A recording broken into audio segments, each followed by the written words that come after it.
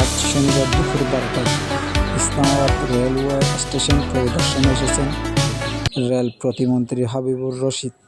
কক্সবাজার রেলপথ পরিদর্শনের অংশ হিসাবে তিনি গ্যাংকারজুকে রেল স্টেশন পরিদর্শন করেন। এই সময় উপস্থিত ছিলেন কক্সবাজার সদর ঈদগাহ আসনের মাননীয় সংসদ সদস্য জনাব লুৎফর রহমান কাজল এমপি।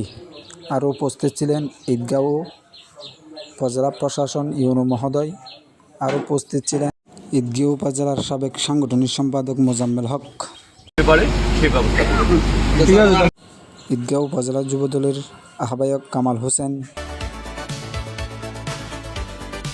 আরও উপস্থিত ছিলেন জানি আলম, ইসলামাবাদ ইউনিয়ন যুবদলের যুগ্ম আহ্বায়ক সাবেক নোমান। পরিদর্শন শেষে সাংবাদিকের সাথে কথা বলেন রেল প্রতিমন্ত্রী হাবিবুর রশিদ।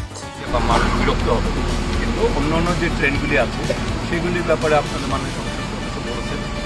ওনার আরও অনেক দাবি আছে, বাট আমরা ওটা পর্যায়ক্রমে ঢাকা এয়ারপোর্ট যেতে পারবো সেই ব্যবস্থা সেইটা করা হচ্ছে। ঠিক আছে, ধন্যবাদ।